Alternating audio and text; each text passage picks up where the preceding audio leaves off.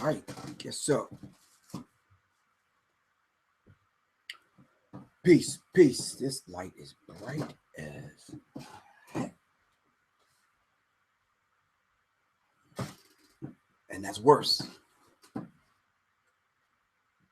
And that seems to be worse. But anyway, peace, peace. In divine name of the supreme being, I want to greet everyone with a civilized greeting in a very, very, very, very uncivilized time. Peace, shalom, assalamu alaikum, hotep, barigani, free the land, alafia. And to some people, that's just kind of making transition into getting knowledge itself. Good evening, which sounds so corny. But anyway, shout out to everybody that's tuning in to this broadcast tonight. Sean Carter, Kelvin, Harold, Taylor, Alina. We're just going to kind of go through some things that I kind of been wanting to do for a minute. And first of all, I want to thank Khalid El Hakim and the Black History 101 Mobile Museum for having Professor Griff and VA, I think it was VCU, just the other day. So we made it happen. The people in Virginia kind of showed up. And I want to thank Soleil, Miss Tanya Johnston, for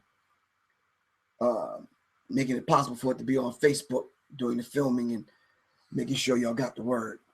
Peace to Calvin, Anwar, Kim Nicole, Hadia. All right. So, yeah, so I'll be in Boston Friday. And then, as y'all know, Saturday, I will be in Atlanta. So I'll be in Atlanta on Saturday. Myself and Soleil. Peace, Queen. Miss Soleil. You know, kicking people with her red boots. All right, so yeah, and then prior to that, we had a beautiful, beautiful talk, man. And in Michigan, in Lansing. It was really, really beautiful. Coming off of stopping through Savior's Day in the D in Detroit. It was a beautiful thing. Assalamu alaikum and happy Savior's Day to all the brothers and sisters in the Nation of Islam. But the UAW Local 602 and 2256 Civil and Human Rights Committees put together a beautiful program in Lansing, Michigan. It was really beautiful. Martone, you call me a Smurf one more time to see what happened. Peace to Martone, my sister. All right. Yeah, I did the keynote that day with Khalid El Hakim, the Black History 101 Mobile Museum. It was a beautiful thing. Shout out to the brothers and sisters in Lansing, Michigan. Shout out to the brothers and sisters in Detroit. All right. All right, cool. I need y'all to help me kind of get through this. I'm going to go over some things. You know, a lot of times when you come off, when you tend to tell people that this is my second time reading this particular body of work, the Kybalion, you're talking a 10, 15-year period. So, and someone says, wow, this is about the 15th time I heard you talked about reading this book for the second time. Or yeah, but that doesn't mean I'm that damn smart. That just means shit, I didn't get it in the first damn place. I wouldn't have to be reading the damn book again. But in the school of thoughts that I come from, we call it renewing your history. So whatever school of thought you're in, it's cool to go back and renew your history. So I'm going to go through some things. I'm dealing with the hermetic philosophy in this book called the Kybalion by the Three Initiates.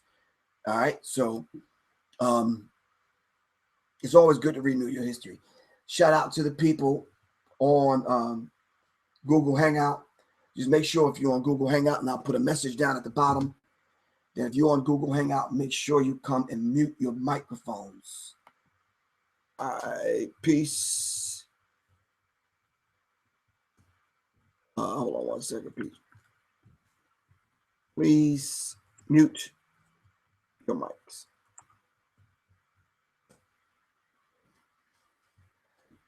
All right. So I should have said greetings to everybody and let people know that this is Serious Minds RnTv. And for the 100th time, people keep asking me, what is RnTv? Kiki Shaw Madison. Congratulations, Kiki, for your union with the brother, and wish you a lot of success. We're not going to say luck, because anytime you get married to someone, you bring families together.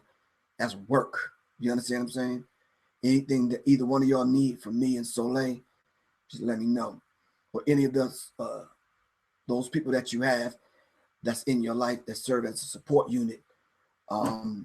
As you know, I'm here. Issa says she's there. Naila, Khalil, Rashim. So yeah, no problem. So what I want to do is be able to get to a point in my life where this becomes basic, normal conversation, where we know this off the rip. So I'm going to dive into it. And of course, y'all know the phone number, 678-900-0912. That's the most basic phone number I could get from T-Mobile. So, all right, but I'll let y'all know when to call, because we're not going to open up the phone lines right now. All right. Okay. Gilly, thanks for the whole announcement, bro. Really appreciate you. All right. So let's talk about this. So as y'all all know, it's one thing to know it and understand it from where you are, as far as having knowledge itself. But if you're speaking to an audience, you have to be able to speak people's language. I want to be able to speak the language of the people and make it so simple and plain that Ray Charles can see it. Peace, Brother Mike. That Ray Charles can see it. All right. So I want to be able to kind of go over some things, just some basic things. Now, keep in mind, if you are a very religious person, you might not need to channel this through your religious filter. Just channel this as though your old uncle is giving you advice. All right. So just kind of look at it that way. Apply whatever. When I say apply, I mean bring to it whatever you feel like you want to bring to it in order to get something out of it. All right. If I tend to kind of go too far to the left, too far to the right, just send me a message. All right. So we're going to talk about the Kybalion. Keep in mind, brothers and sisters, this is not religion. What I'm going to go over can enhance your spirituality.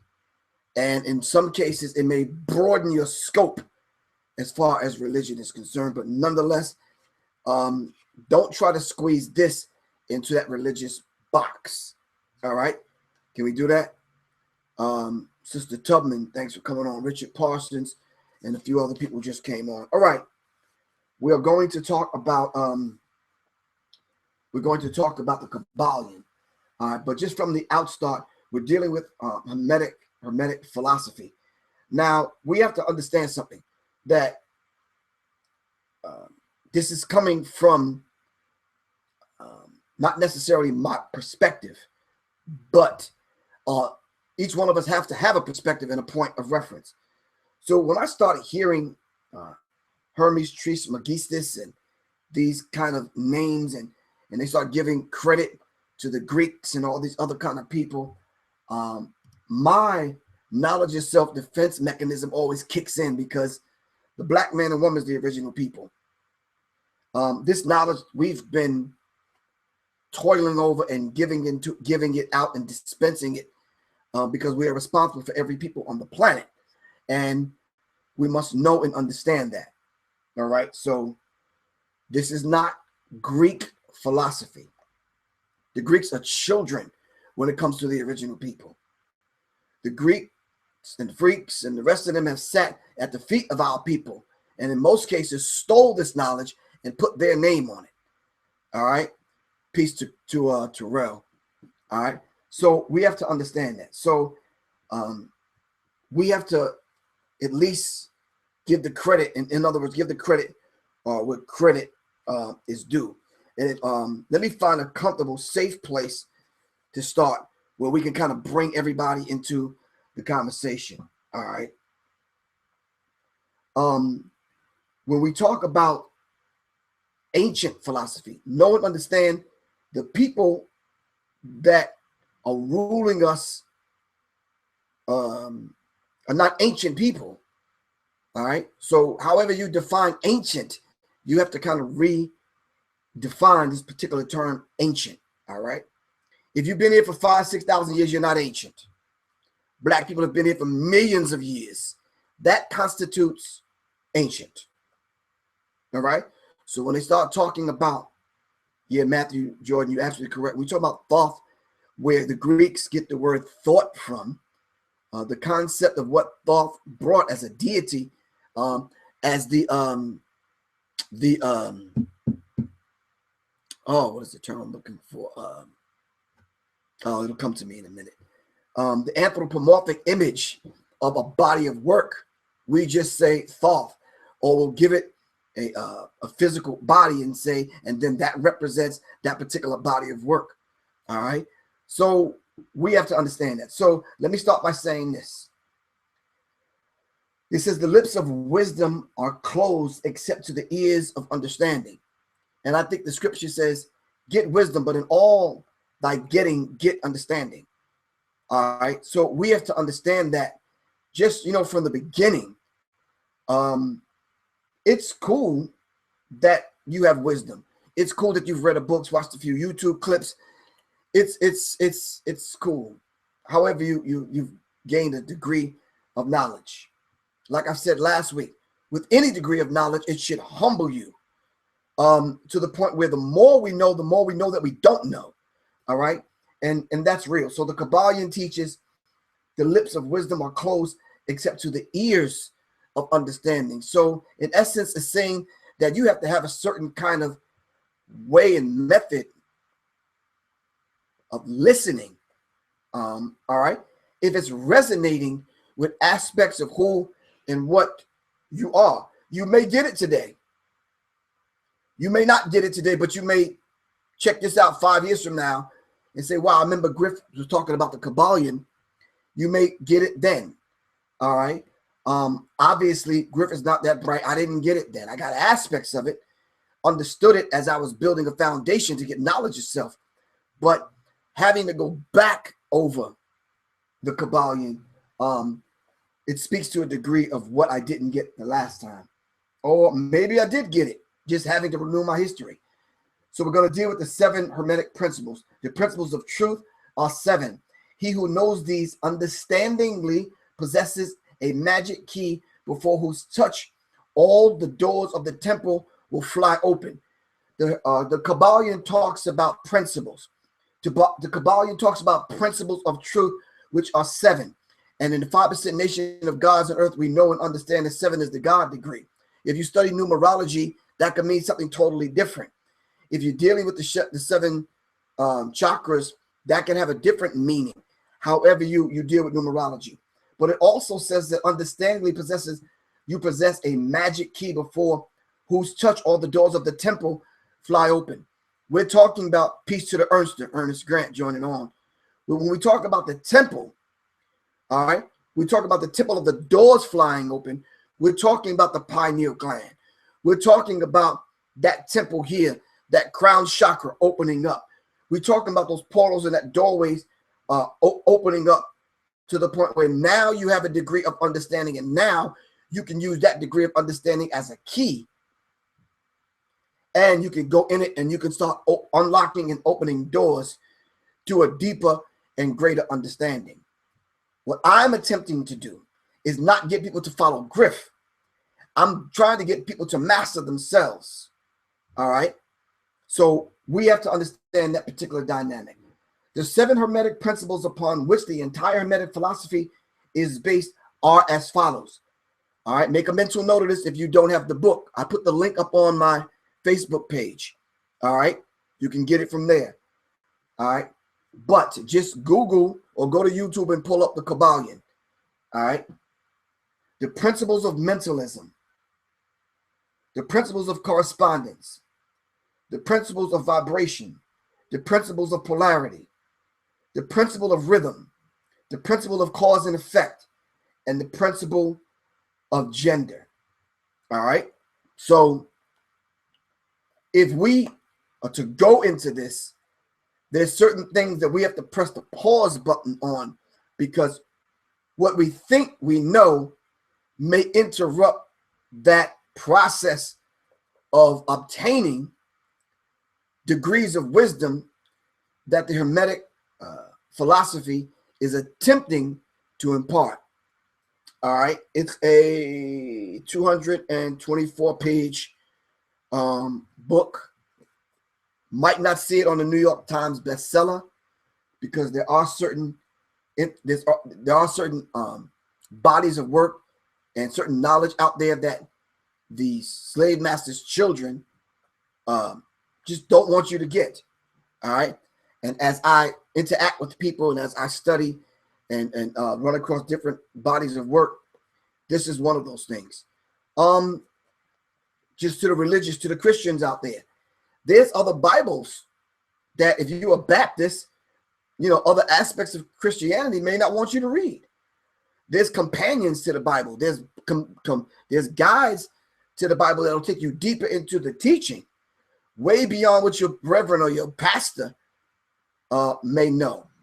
And they may not even want you to get your hands on that.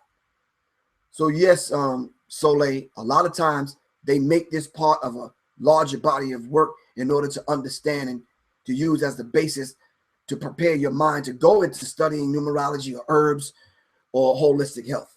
All right. So let's talk about it. The 7 principles we will be discussing and we'll explain as we proceed with these lessons. A short explanation of each. However, many as well will be given at this particular point. Number 1, principle of mentalism. The all is mind. The universe is mental. I think in revolutionary circles we say all those that know. All right, but when you hear stuff like that, what does that mean? All right, it says the principle embodies the truth that all is mind. It explains the all, which is the substantial reality underlying all the outward manifestations and appearances, which we know under the terms of the material universe. The phenomena of life, matter, energy, and in short, all that is apparent to our material senses. And if anyone out there, can you put in what are the 5 senses? Is the question that I'm asking the Google Hangout and Facebook Live. You can type it in if you on Google Hangout in the chat, and on Facebook Live, just type it in where I can see it. What are the 5 senses? All right. And then when we talk about the 5 senses,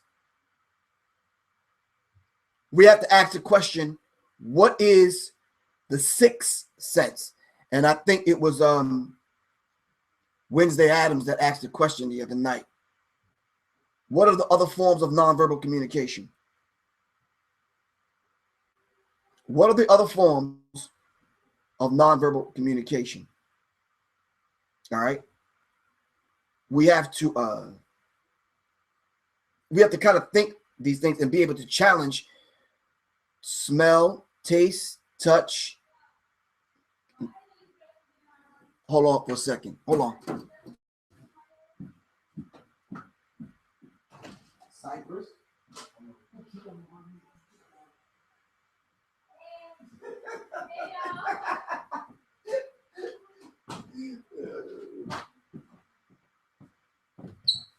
Sorry about that. I had to go play dad. Not play dad, but be dad. Okay. Touch, taste. Okay. Anwar said the body language. Shirley Carter said feel. Quentin Jones, sight, hearing, smell, taste, touch. Okay, that's true. But Now, what is the sixth sense? Not only what is the sixth sense, and Shirley, you're right, it's a feel, but give me a deeper word, Shirley. Richard, nah, dude, I know your name ain't Richard Simmons, bro. Richard Simon. He said facial expressions. I don't know.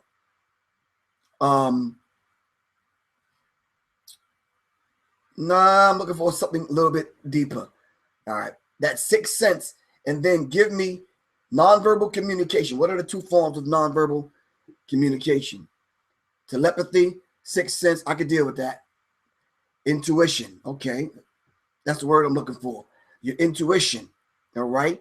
You feel certain things are about to happen, and then it speaks to the rest of you, and you act accordingly, so to speak.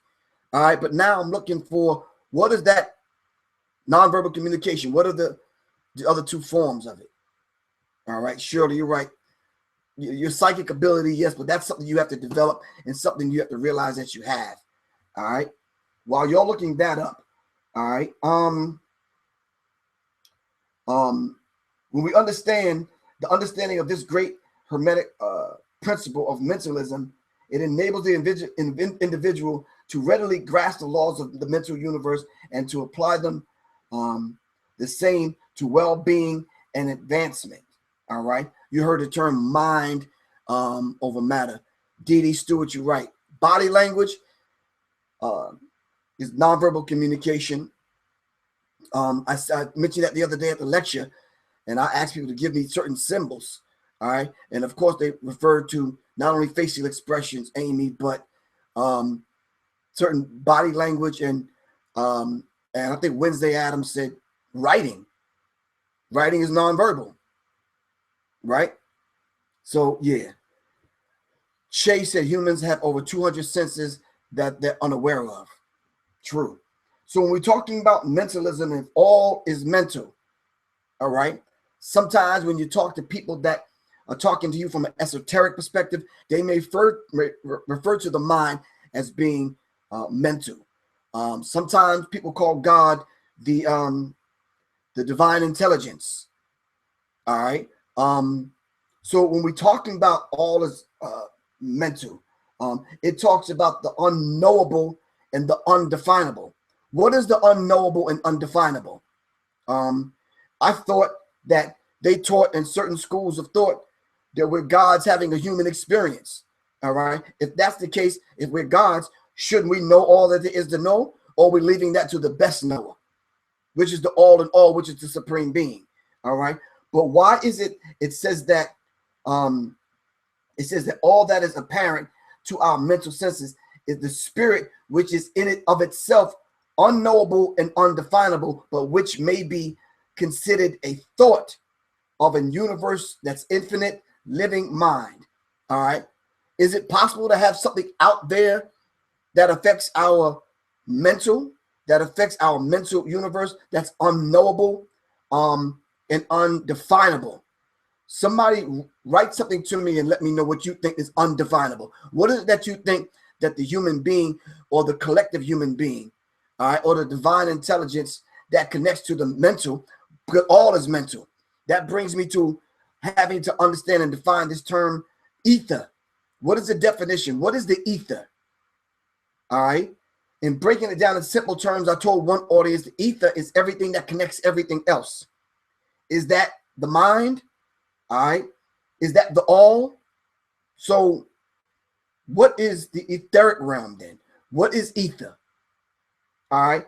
If these concepts, when it comes to spirit, is undefinable and unknowable, what is the ether? Antonio said the ether is the energy.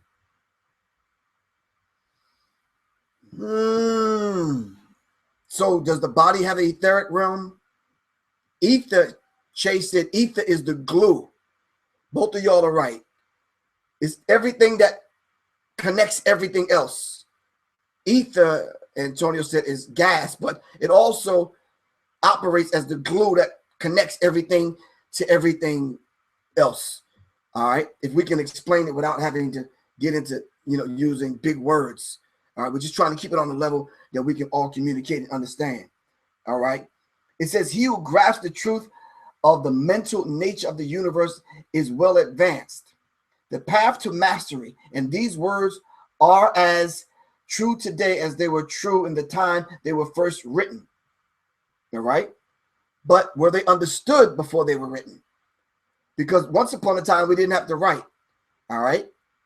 Okay. Shahid Allah said, ether is the permeates time and space. Okay. But we still need to be able to define it, Shahid. All right. It says, without master keys, or the master key, mastery is impossible, and the student knocks in vain at the many doors of the temple.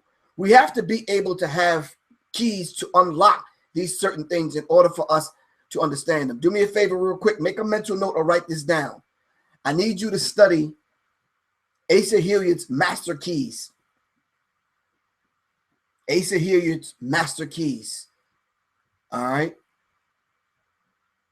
That's Asa Hilliard's Master Keys. All right. Principle number 2, the principle of correspondence. You heard me teach about this in my book, The Psychological Covert War on Hip Hop. As above, so below. As below, so above. All right. In the hood, we say it a lot different. As above, so below. As within, so without. All right. It says the principle embodies the truth that there is always a correspondence between the laws and the phenomena of the various planes of being and life. Let's stop there. If this is the principle that embodies truth, whose truth? What is your particular truth? All right. And then once you have your particular truth, without the ego getting in the way, can we transcend that in order for your truth to connect with my truth? So we can have the truth. All right. And then what is this correspondence? What is that called? What is the correspondence between the above and below, as within, so without? All right. What are those corresponding things dealing with the first principle, which is all is mental? What are those corresponding things that we can say dealing with the second principle, which is the principle of correspondence, which is the law of correspondence, that we can actually point to in a physical universe? Can we say that we've laid out the stars like we've laid out the pyramids? Can we honestly say that? Do we have that ability to be able to have those internal antennas that connect with the cosmic forces? All right. If so, somebody explain it to me. Shay, you moving too fast, bro. We didn't get to polarity yet. We're not even on polarity, bro. All right. We only on the law of correspondence. The old hermetic axiom ran in these words: as above, so below; as below, so above. And the grasping of this principle gives one the means of solving many dark paradoxes and hidden secrets of nature. There are planes beyond our knowing. Are there planes beyond our knowing? All right. So there's certain places, for example, let's be real clear. Are there things that you know right now, or that you don't know right now, that next week, if someone told you something that you didn't know this week, is that a plane beyond the plane that you're on right now? All right. So then why is it that we say, I want to get an understanding of things? All right. Why is it that we're always going down when we're trying to understand things? Why do we say, yo, that's deep, going down, when we're talking about different planes? All right. However you define planes. All right. I'm not the best knower in the room. All right. So let's ask ourselves these questions. All right. I've been hearing terms over the last, like Amy just said, I've been hearing understand. I've been hearing overstand. I've been hearing Dr. Phil Valentine and Shay talk about an inner standing. So a minute ago, we weren't using this terminology. Roll your mind back. Go on social media. We weren't using this kind of language with one another. Talking about an inner standing. Talking about a overstanding. All right. So we have to be able to take what we have at our disposal on the plane that we're existing on right now, and be able to transcend the ego in order to understand some of these things. So there are planes beyond our knowing, but when we apply the principle of correspondence to them, we are able to understand much that would otherwise be unknowable to us. So answering that last question, it depends on what plane you are on. All right. That's the only time certain things are unknowable. All right. We can grasp it. It just depends on what plane that we're on. All right. The principle is of the universal application and the manifestation of the various planes of the material and mental and spiritual universe. It is an universal law. Understand these things as laws, as opposed to trying to fit them in, a slogan or a mantra or something that you can wear on your shirt or put on a bumper sticker. It's deeper than that. All right. So the ancient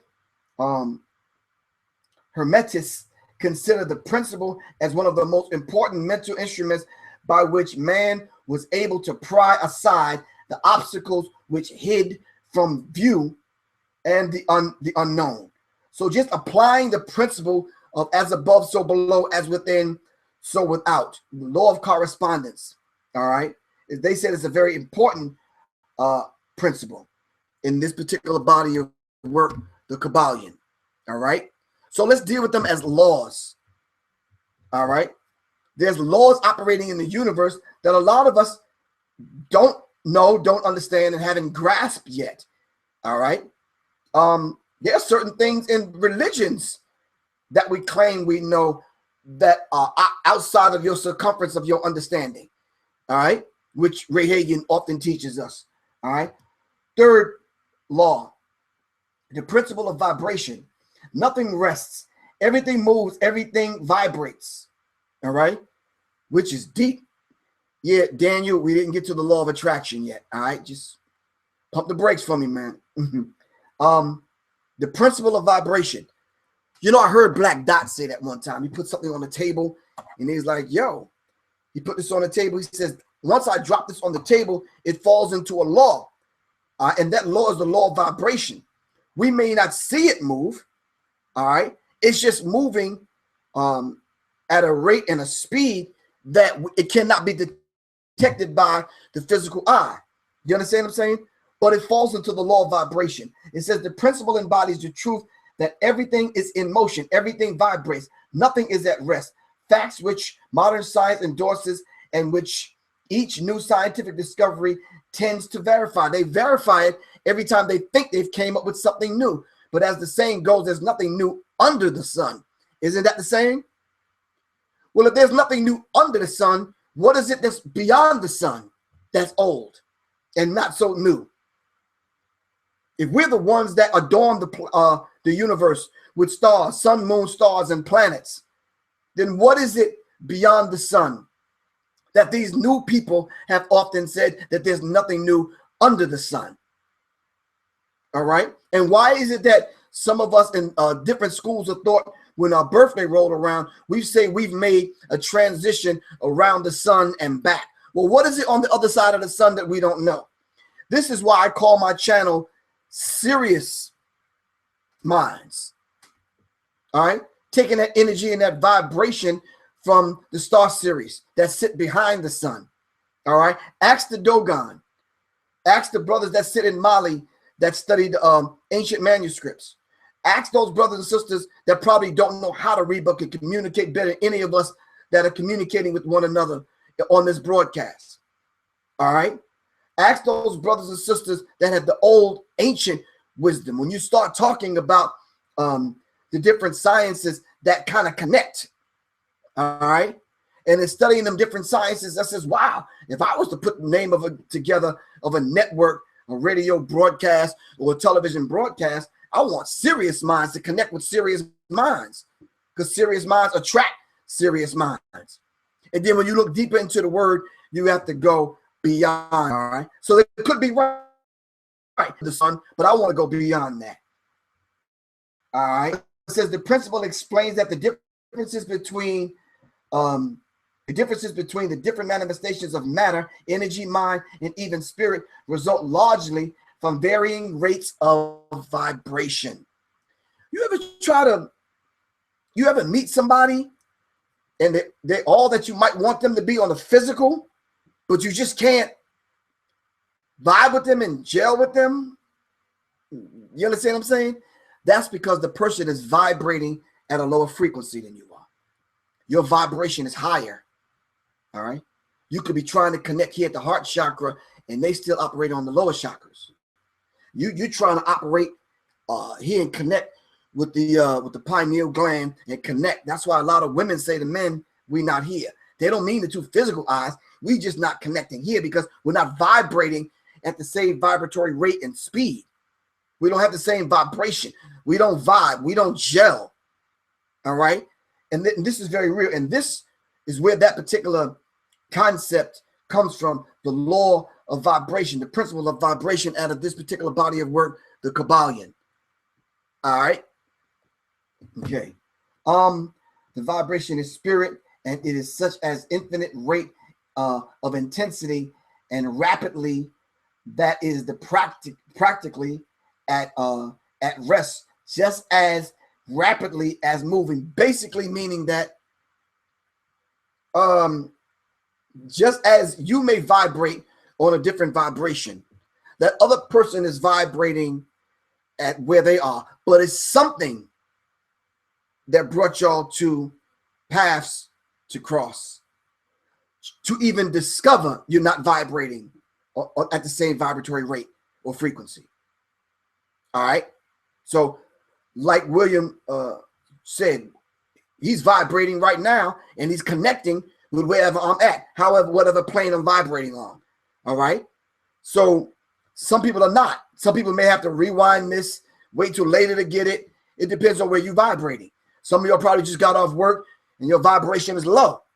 All right. Some of y'all are amped. Some of y'all don't smoke the lie and shit. Y'all are vibrating high as hell, too damn high. You understand what I'm saying? But anyway, we'll talk about that in a minute. This is also true on the planes of energy and force. It goes a lot deeper into the different planes of existence. It goes into the masters also apply the principle to the conquering of natural phenomena in various ways.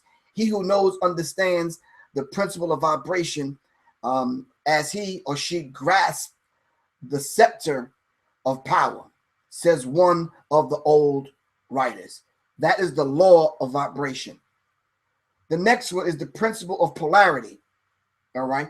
Everything is dual. Everything has poles. Everything has its pair of opposites.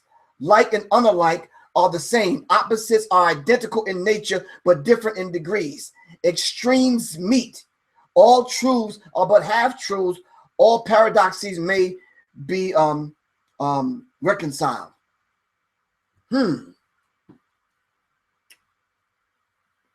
What symbol in nature and written that when we read that particular law of polarity, what symbol comes to mind? All right, let me say one, and maybe y'all can give me some other ones. How about the yin yang symbol? It's oval shape, but inside of the yin yang is normally black and white, and the white is in the black, and the black is in the white, right? Not polar opposites, yet equal, right? That's the symbol that comes to my mind. Maybe y'all can give me another one. It says everything is dual. Everything has poles. Everything has its pair of opposites, all right? Like and unlike are the same. You know, I think Elijah Muhammad taught us in the lessons that unlike, like repel, unlike attracts, and like repel. So if you're opposite, normally you attract. Like repels. All right. Here it says the principles of polarity teaches that everything is dual. Everything has an opposite. All right. Tanya says sun and moon. Yes. Sun and moon, right? Okay. Male and female. Hot and cold, up and down. Shay is getting extra damn deep. 8, the number 8. School us, bro. Positive and negative. Quentin Jones says 1. Shay says 8. Quentin, you says 1. Y'all got to school me. I'm not there yet. Everything has poles. Everything has its pair of opposites. Like and unlike are the same. Are unlike and like the same? If so, how? Quentin Jones also says omega and alpha and omega. Love Gregory Muhammad said love and hate. Aisha says pole and hole. You got to school me on that one. I'm not there. Ronnie, we didn't get to the law of duality yet. Let's stay here for a second. Unlike and alike are the same. Opposites are identical in nature, but different in degrees. Extremes meet. Where is this concept that extremes meet? Yeah, hot and cold are both temperatures. Okay, but where do extremes meet? All right. It says truths are but half truths. All paradoxes may be reconciled. All right. Are all truths but half truths? Is that true? The duality is a distorted view of the totality. Okay. Oh, you can't call now. I can't answer the phone. I'm on the air. All right. The principle embodies the truth that everything is dual. Everything has two poles. Everything has its pair of opposites, all of which are old hermetic axioms. It explains the old paradoxes. They have perplexed they have perplexed so many, which have been stated as follows. Thesis and antithesis are identical in nature. Is that true? Give me an example of a thesis and the antithesis, and then show me how is it that we could understand things from an antithetical point of reference. I hope it's not too deep, but work with me. Come on. Give me a thesis and give me the antithesis and tell me from an antithetical perspective, all right? How can we understand things on a very simple plane? Shout out to Dean Ingman. In religion, God and the devil, okay? My Wi-Fi vibration is low right now. Yeah, that's the frequency, I think, bro. I'm not sure. They meet in the middle, the neutral place or the corpus. I don't know how to pronounce that word. Callosum. Okay, I'm rolling with y'all. At what temperature does hot or cold begin? All right. I'm rocking with y'all. All right. But give me the thesis, give me the antithesis, and then give me an antithetical kind of method I'm looking for that we can approach simplicity to the point where the deepest one of us can explain something to a 4-year-old. All right. Chase said there is no middle. It's just two polar opposites. When does one begin and one end? That's why I gave the symbol of the yin and yang sign. Where does one begin and one end? This is that harmonic balance that I want to reach in my personal relationship with my mate. Where does that thing begin and that other thing end? You understand what I'm saying? This is what I want to reach in music. Where does that one thing begin? All right. And that other thing end. It says opposites are the same, differing only in degrees. The pairs of opposites may be reconciled. Extremes meet. Everything is and isn't at the same time. Everything is and isn't at the same time. All right. Matthew Jordan says infinite 8 sideways. Okay, I'm really not understanding that, but you're correct. We don't know where one ends and one begins unless those things cross. And I guess at that point, Stacy says, I think of it in terms of positive and negative integers. If one pushes and pulls like isometrics with the exact same force, it neutralizes itself. Got you.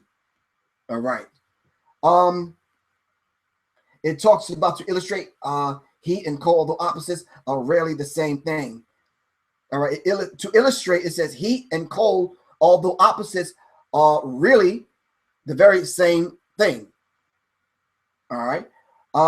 It gets a lot deeper, too much to read. The same principle manifests itself in the case of light and darkness, which are the same thing. The difference consisting of varying degrees between the two poles. All right. Where does darkness leave off and light begin? What is the difference between large and small? We're not going there. All right. Hard and soft, black and white, sharp and dull, noise and quiet, high and low, positive and negative. All right. Yeah, that's really deep. The law of polarity. Let's move on to the next one real quick. The law of rhythm. Everything flows out and in. Everything has its tides, and things rise and fall. The pendulum swing manifests in everything. The measure of the swing to the right is the measure of the swing to the left. Rhythm compensates. All right. Somebody give me an example of that. Because I'm telling you, once the pendulum swings one way, the only advice I would give people is duck, because you know it's coming back. All right? We talk about the law of rhythm. I'm speaking in a rhythm, on a plane, all right? On a mental plane. We speak with rhythm. We walk with rhythm. I heard Khalid Abdul Muhammad say the black man is the master at that, and we don't even know it. You can, by the time you got to run to the bathroom, Israel Jones, we didn't move the comma yet, bro. Slow down. All right. You gotta run to the bathroom. All right. So by the time you open the door, go to the bathroom, flip up the toilet seat or whatever you do, and by the time you sit down, you don't measure the distance between your ass and the toilet seat, and you doing the damn thing. Look how quick it took you to get the measurements. All right. You understand what I'm saying? So you don't hurt yourself. You follow what I'm saying? And then you got to roll up some toilet tissue and measure that. You understand what I'm saying? That's just a basic way of putting it, but you're doing these calculations in rhythm. Rhythm is all around us. All right? We speak in rhythms. We walk in rhythms. All right? I don't know what you was doing last night, but you probably made love to your loved one, and it's a rhythm. You're connected. All right? Came together and connected and developed your own rhythm. All right? Sometimes when you hear people arguing, especially black people, it's a rhythm. You understand what I'm saying? It's your own rhythm, but nonetheless, it's a rhythm. This principle embodies the truth that everything there is manifested and measured in motion to and fro, a flow in and a flow without, a swing backwards and forwards, a pendulum-like movement, a tide. All right. And this we see in everything that we say and do, everything that we kind of deal with. This rhythm is always there, unbeknownst to us. It says the principle and that of polarity have been closely studied by the hermetics, and the methods of counteracting and neutralizing this, using them form an important part of the hermetic mental alchemy. And we know alchemy is the science of turning base metals and lead into gold. As y'all all know, that's what I've been trying to do with the human being. A high form of alchemy, a different form of alchemy, teaching and explaining and talking about these things. Ecclesiastes 3:1-9 is one of the best examples of the law of rhythm. Okay. Tanya Johnson says, sorry, I was wanted to just say, okay. But we have to be able to use these important parts of mental alchemy, make them a part of who and what we are, right? And then be able to use them without even knowing we're using them. All right? Wow. The principle of rhythm. The next principle is the principle of cause and effect. Some people may say this is the law of karma. All right? Give me some examples of what karma is. Some people say in the hood, shit, you don't start no shit, it won't be no shit. I understand that. Our people think alchemy is evil. Shake my head. They do, because they've been taught in a very religious kind of way, and anything that is not there in the pages of the Bible, they've written off as evil. But alchemy is in the Bible. All right? Alchemy is in the Quran. Alchemy is in the pyramid text and the coffin text. All right? Alchemy is there in the scrolls, in the sacred scrolls. All right? Because we may not know what alchemy is. All right? We may be reading it and not knowing that we're reading an alchemist's formula. All right? The principle of cause and effect. Every cause has an effect. Every effect has its cause. Everything happens according to law. Chance is but a name for the law not recognized. There are many planes of causation, but nothing escapes the law. Nothing escapes the law. Karma is Sanskrit, literally means action. Soleil, you're absolutely correct. Karma is Sanskrit, literally means action. All right, pain out is pain in. Cause and effect. Garbage in, garbage out. Julian, if that's correct, if garbage in, garbage out, what do we say about the music that we're taking in? All right, where do we let this out at? Even if we claim that we have knowledge itself. I was driving the other day and ran up on a brother and just had to sit there and watch him. He had to be damn near my age, and he's listening to the mumble rappers. And I'm like, damn. And I'm saying, well, I'm saying to the sister, I'm like, isn't he too old for that? So if garbage in, garbage out, when does this stuff come out? All right. If we're talking about the law of cause and effect, every law, every cause has its effect. Give me an example of a cause and an effect. If every effect has its cause, everything happens according to the law. All right. Is it this law? Can we honestly say that if it rains, regardless of how pretty and fine you think you are, how smart, how many muscles you think you got, how much money you got, don't the rain treat us all equally? Come on, talk to me. So if it rains, it's raining on all of us, plain and simple. So I think it says in the scripture, and maybe some of the Christians can help me out, God is no respecter of persons. I don't care who you are, ruler, potentate, teacher, gymnast, karate dude, it don't matter. Rich, poor, God is no respecter of persons. The law is the law, plain and simple. In which I'm going to be talking about pedophilia tonight with Brother Rich. And we're going to be talking about the law. Not man's law that make way for stuff like that. I'm talking about the universal divine law that we all have to submit to. So you hard women out there, they talk about you don't want to submit. Stop that. You sound foolish. All of us have to submit to one degree or the next. Plain and simple. It depends on how you understand the whole idea of submitting. Each and every day, having to be flexible in business relationships and flexible in personal relationships, we all submit, plain and simple. If you want it your way, well, you end up by your damn self, having it your damn way. All right? Amy, you're absolutely right. It's very foolish for these people to talk about they don't submit. All right? Kamara, you're right. If you throw the boomerang, it's designed to come on back. The best advice we can give you is duck. All right?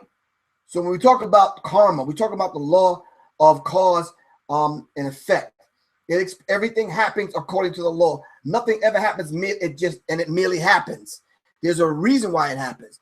Soleil says karma is action, encompasses all movement, all action of mind and body, whether conscious or unconscious. Wow.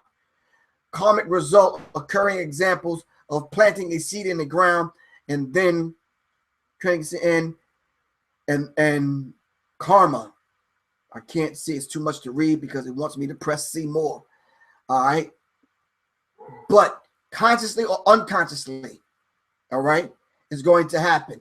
There's a law that the child falls in after it comes out and is born, so to speak, and it comes into the world, it instinctively knows to pull on the woman's breast for nourishment.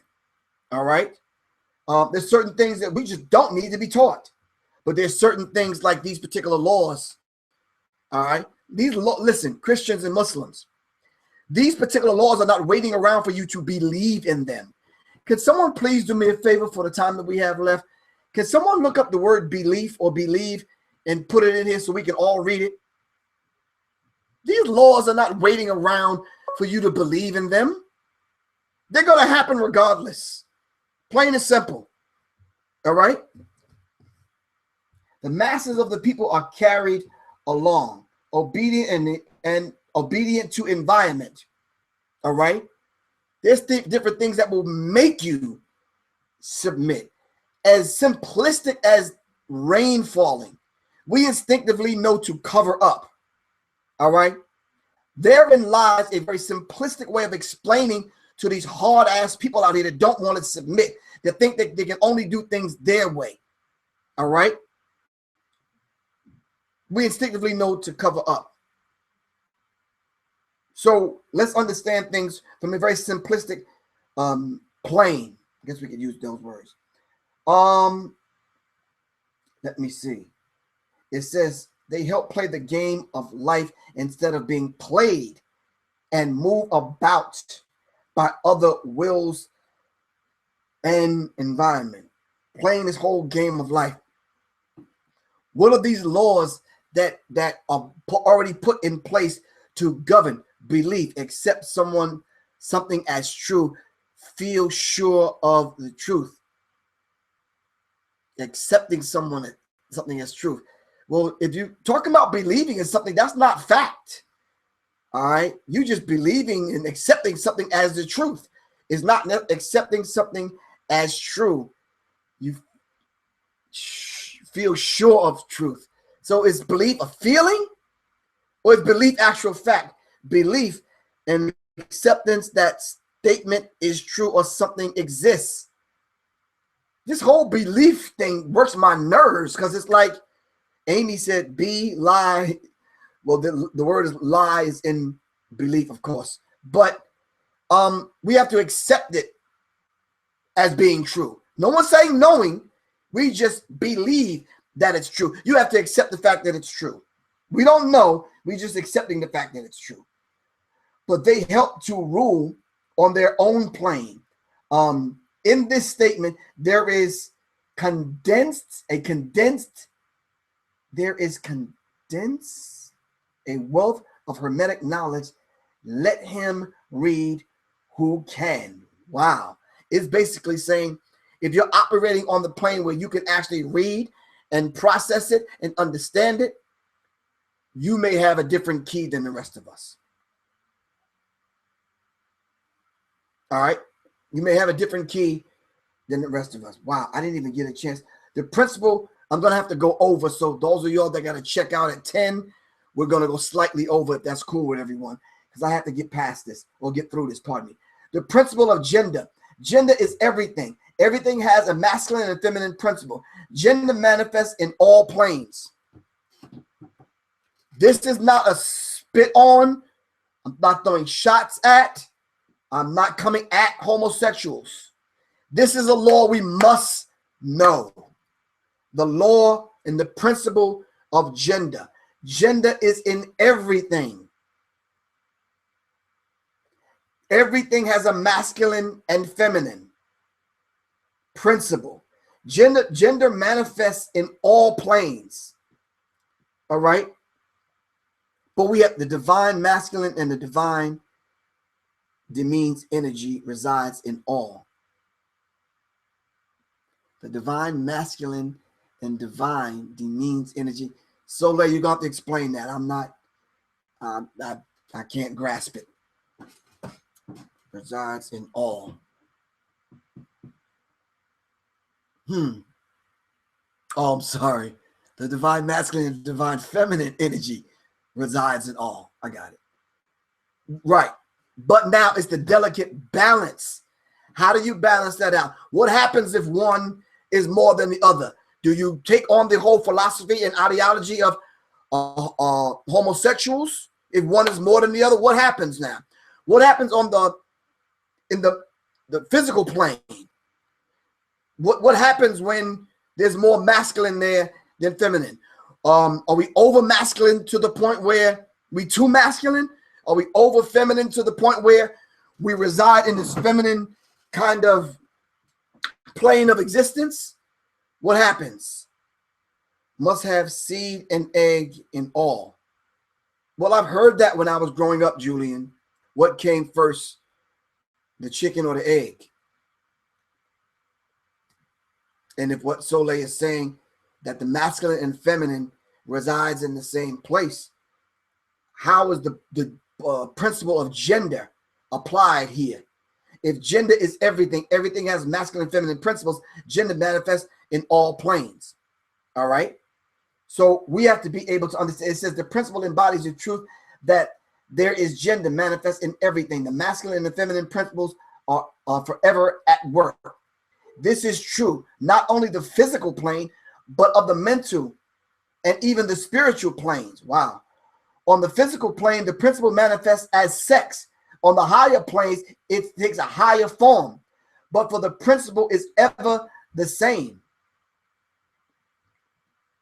You can stimulate someone and get the same satisfaction as you're having sex on a mental plane. Is that true? Talk to me. Aisha Ra is joining us. Peace. We're going to see you on Saturday. But is that true? Can you stimulate someone's mind to the point where you're having mental orgasms? How about mental ejaculations? India says yes. Soleil says yes. Doc says very true. Dee says true. William, yes. Then why is it so that we're not able to control the lower self in order to rise and raise your vibrational pitch to activate the crown chakra to master the self? Come on, talk to me. Yes, sex is more mental to me. See, Dee, that may be to you, but to these people that just have to have it, what is that? You always have to stimulate your lower energy centers. What is that about? I can't meet you and we can't abstain to the point where we connect on a mental level and then treat sex as sacred because of the same level. Should sex be sacred if we're talking about on the physical plane, it manifests as sex, but on a higher plane, it manifests in different higher forms. Well, what are those higher forms according to the Kybalion? What are those higher forms? Because of the level of consciousness the person is operating on, meaning that mental plane of existence can be due to past karmas and experience. So let me ask you something then, Tanya Johnston. Are we continually paying and repaying a karmic debt that were unbeknownst to us? So then if you're talking about karma and you're talking about with what you just gave us, are we paying that debt back in dealing with karma? Are we constantly saying, okay, bruh, don't say my government name.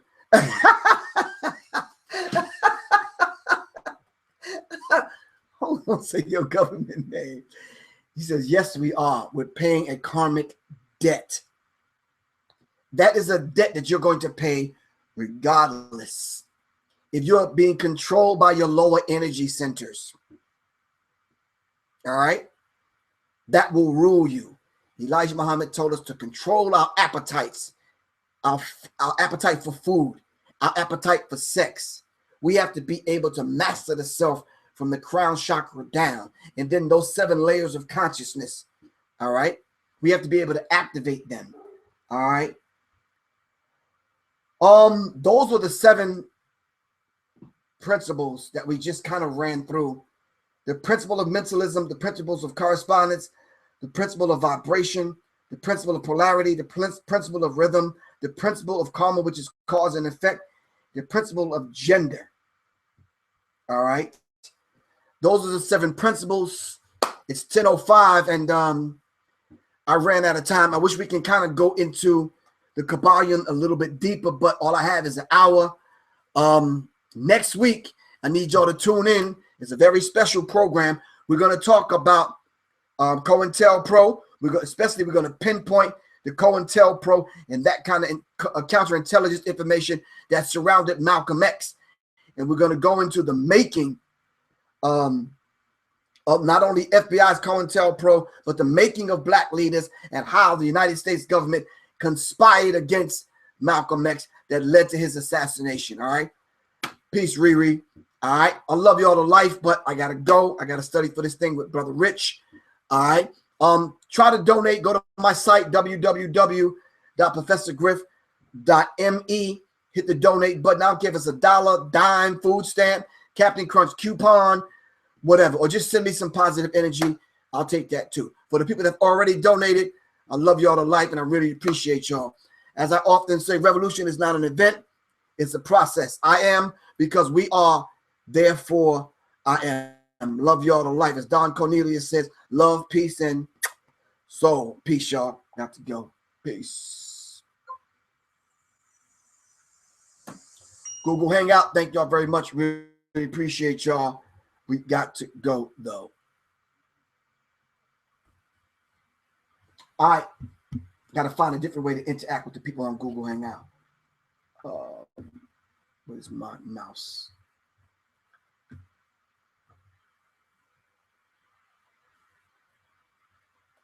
All right, peace, Google Hangout. Peace.